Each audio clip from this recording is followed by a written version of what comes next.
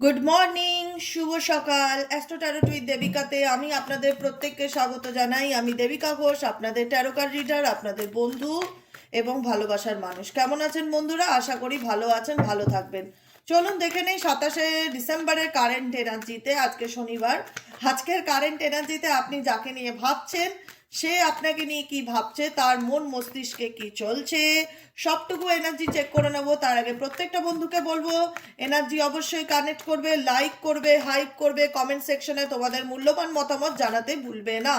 চলো দেখে নেই এই মুহূর্তে তুমি যাকে নিয়ে ভাবছো সে তোমাকে নিয়ে কি ভাবছে, তার মন মস্তিষ্কে তোমাকে নিয়ে কি চলছে। Please divine angel, divine universe help করুন ও গাইড করুন। আমার যে বন্ধুরা এই মুহূর্তে দাঁড়িয়ে নো কন্ট্যাক্ট সিচুয়েশনে আছে, তার পার্সনের current feelings, current thoughts at present right now, সেই ব্যক্তি তার মন মস্তিষ্কে কি চলছে, তার মন মস্তিষ্কে এই মুহূর্তে কি চলছে। Please divine angel, divine universe 27শে ডিসেম্বরের কারেন্ট এনার্জিতে তোমরা যাকে নিয়ে রিডিং দেখছো তার মন মস্তিষ্কে অ্যাট প্রেজেন্ট কি চলছে জানতে চাই। Please divine angel, divine universe help করুন ও গাইড করুন। Angel archangel Michael please help me and guide me. Angel archangel Michael please help করুন ও গাইড করুন।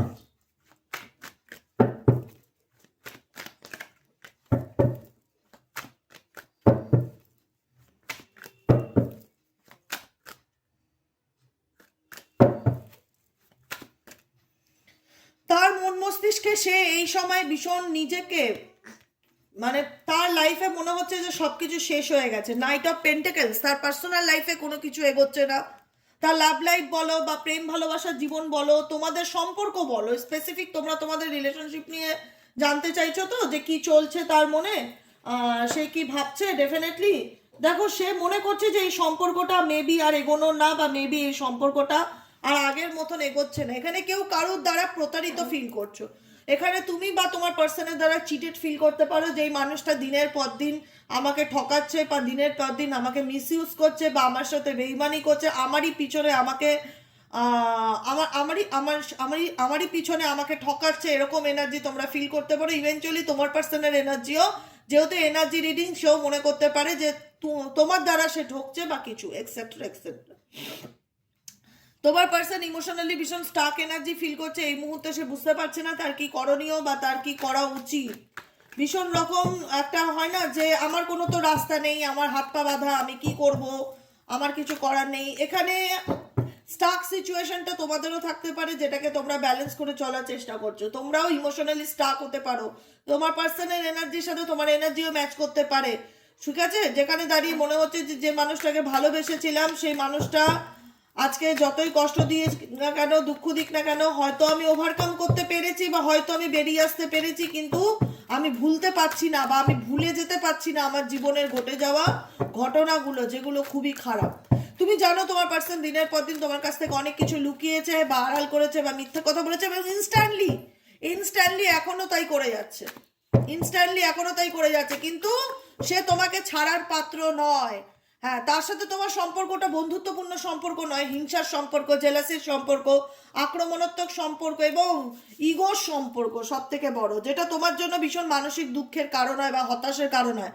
যে যে মানুষটাকে আমি এত বেশি ভালোবাসলাম, সে আজকে আমাকে তার বিরোধী পক্ষ মনে করে। এটা একটা তোমাদের কাছে ভীষণ কষ্টের ব্যাপার যে যে মানুষটাকে এতটা বিশ্বাস করলাম, আজ তারই আমি শত্রু। সেই আমাকে কোথাও না কোথাও খারাপ নজরে দেখে, বা তার কাছে সম্পর্কটা একটা কম্পিটিশন মাত্র। এরকমটাও হতে পারে তোমাদের কাছে, যে কারণে তোমরাও ভীষণভাবে কষ্ট পাচ্ছ এবং খারাপ লাগছে বা আঘাত লাগছে, এরকমও হতে পারে। দেখে নেবো হিডেন সিক্রেট ফিলিংস থেকে, হার্ট হিডেন সিক্রেটস। তোমার পার্সনের হৃদয়ে কি লুকানো আছে, হৃদয়ে কি গোপন করছে সে, অ্যাকচুয়ালি কি সে তোমাকে কি চায়, তার মন মস্তিষ্ক কি তোমাকে নিয়ে ভাবে। দেখে নেবো হোপলেস। আমি ডেফিনেটলি বলেছিলাম, দেখো নাইট অফ সোয়ার্ডসের সাথে হোপলেসের এনার্জি, পেজ অফ পেন্টেকেলসের এনার্জি, এই ব্যক্তি ফিল করে যে এই সম্পর্কটা আলটিমেট শেষ। তোমার সাথে তোমার পার্সনের যে রিলেশনশিপটা আলটিমেট শেষ, এখানে আর কিছু হওয়ার নেই বা এখানে আর কিছু করার নেই, সবকিছু শেষ হয়ে গেছে, ফিনিশ। এরকম একটা এনার্জি তোমার পার্সনের দিক থেকে ফিল হয়। মেবি তোমারও ফিল হতে পারে, কারণ একটা সম্পর্কে দুজন থাকে মানুষ, একজন নয়, দুজনের উপস্থিতিতে একটা সম্পর্ক গ্রো আপ করে, গাছের মতন বেড়ে ওঠে। সেখানে একজন যখন আহত হবে তার প্রভাব উল্টো দিকে মানুষের উপর পড়বেই পড়বে। এটা ডেফিনেটলি ধ্রুব সত্য, সে সেটা প্রকাশ করুক কি প্রকাশ করুক না।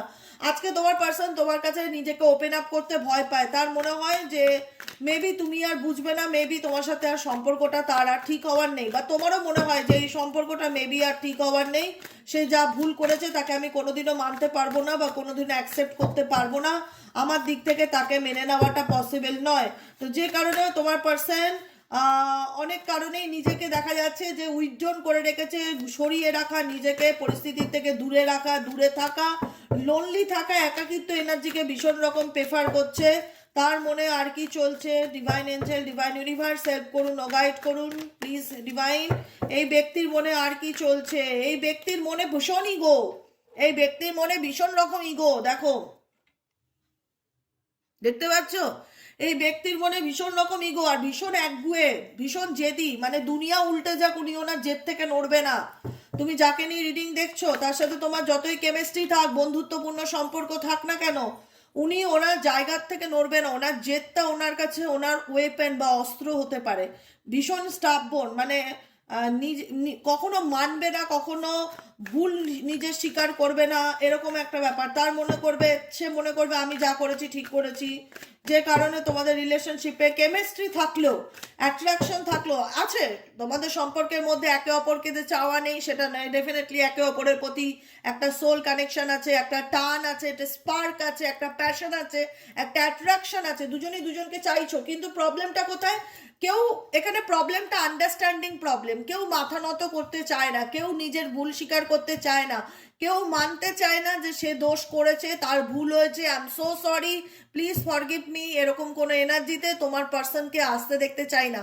সম্পর্ক ভেঙে যাচ্ছে, সম্পর্ক শেষ হয়ে যাচ্ছে, সম্পর্ক তলিয়ে যাচ্ছে, সবই বুঝতে পারছে, তারও খারাপ লাগছে, সেও সবকিছু থেকে নিজেকে দূরে সরিয়ে রেখেছে, গুটিয়ে রেখেছে, কিন্তু নিজের জেদের কাছে মাথা নত করতে সে রাজি নয়।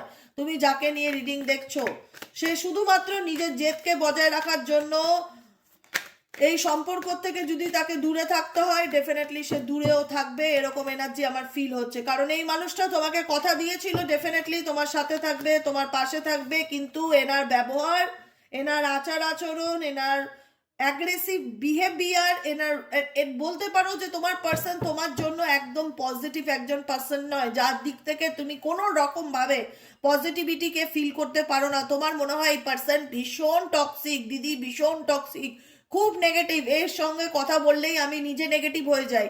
কারণ দেখো একটা মানুষের, প্রত্যেকটা মানুষের ভাইব্রেশনকে ফিল করতে পারে।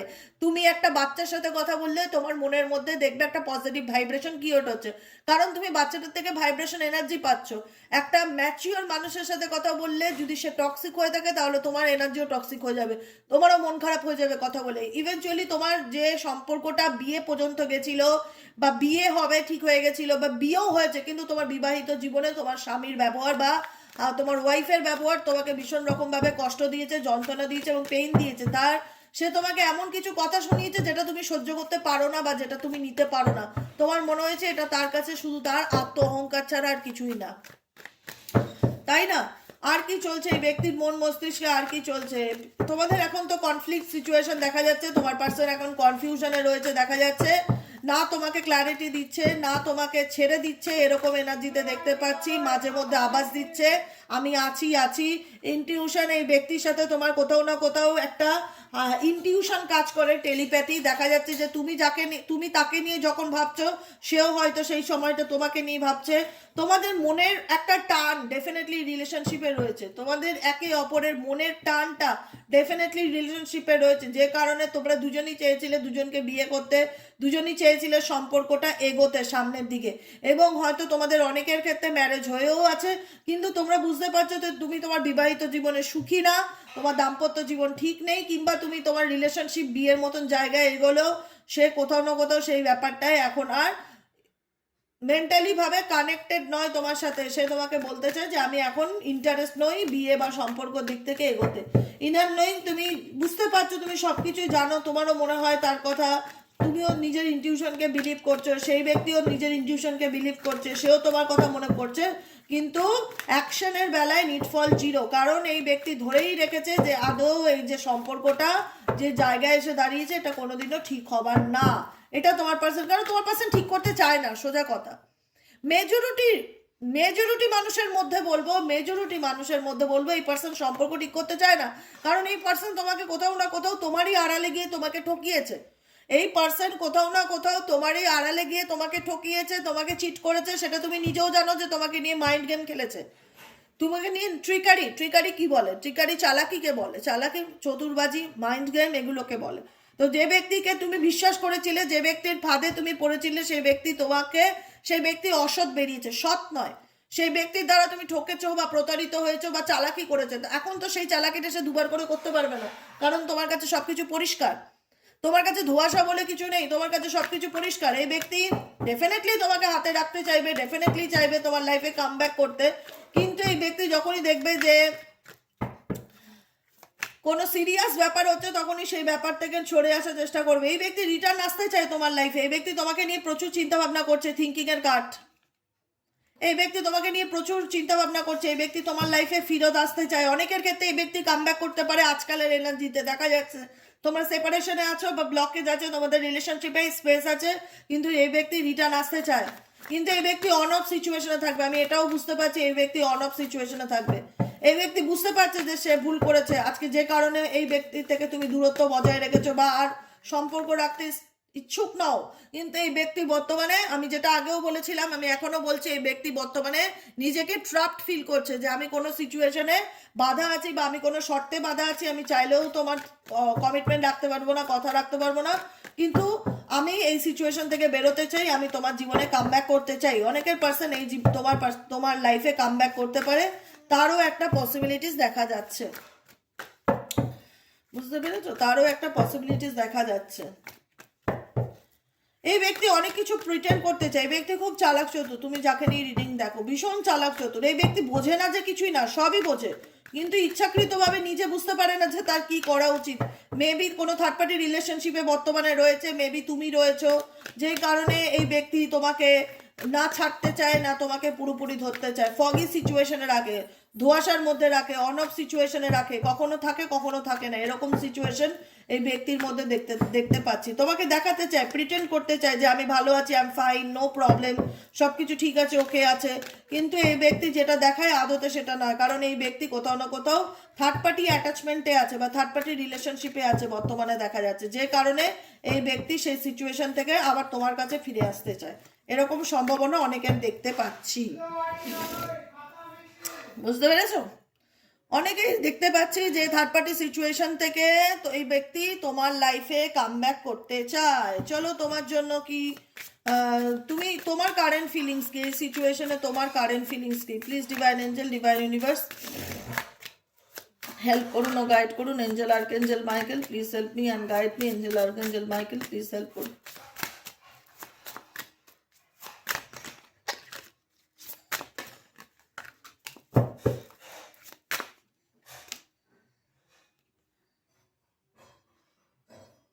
ফুলফিলিং এ ফ্যান্টাসি, তুমি চেয়েছিলে এই ব্যক্তির সাথে তোমার স্বপ্নকে, সম্পর্ককে সামনের দিকে এগিয়ে নিয়ে যাওয়ার জন্য, তুমি কল্পনা করতে যে তোমার যে স্বপ্ন আছে এই মানুষটাকে নিয়ে, সে স্বপ্ন যেন তোমার ফুলফিল হয়, কিন্তু মেবি অনেকের ক্ষেত্রে এই স্বপ্ন তোমার ফুলফিল হয়নি, ভীষণ রকম তুমি উল্টে তোমার তুমি কষ্টকে ইনভাইট করেছো নিজের লাইফে, থার্ড পার্টি অ্যাটাচমেন্টে থেকে চলে গেছো, তুমি থার্ড পার্টি রিলেশনশিপের মধ্যে আছো বা থার্ড পার্টি তোমাদের মধ্যে চলে এসছে, এরকম কিছু ব্যাপার হবে। তুমি চেয়েছিলে এই ব্যক্তিকে নিয়ে অনেক ভালো কিছু কল্পনা করেছিলে, কিন্তু তোমার কোনো কল্পনাই বাস্তবে ফুলফিল হয়নি, যে কারণে তুমি অনেক মানসিক কষ্ট পাচ্ছ, যন্ত্রণা পাচ্ছ, দগ্ধ হচ্ছ, বিন বান জ্বলে পুড়ে মরছ, ভিতর থেকে ভীষণ মানসিক কষ্ট পাচ্ছ, ভেতরটা শেষ হয়ে যাচ্ছে। তোমার মনে হচ্ছে যে এই ব্যক্তির সাথে রিলেশনশিপে থেকে আমি কোনো ভালো আমি আমার জীবনের সব থেকে বড় ভুল করে ফেলেছি, কারণ এই মানুষটা সামনে আসলেই তুমি ভীষণ রেগে যাচ্ছ বা রাগ বেরিয়ে আসছে, ফ্রাস্ট্রেশন বেরিয়ে আসছে, তোমার মনে হচ্ছে আর না, অনেক মিষ্টি ভাষায় কথা বলেছি, এই ব্যক্তি সেটা ডিজার্ভ করে না, আর পাচ্ছি না, এরকম অনেকের ক্ষেত্রে, কারণ তোমার ভেতরে জ্বালাটা, ফ্রাস্ট্রেশনটা এই ব্যক্তিকে নিয়ে প্রচুর প্রচুর দেখা যাচ্ছে। আর কি চলছে তোমাদের কারেন্ট এনার্জি, আর কি চলছে, তোমরা কি ভাবছো এই সম্পর্কটাকে নিয়ে? Please divine angel, divine universe help করুন ও গাইড করুন।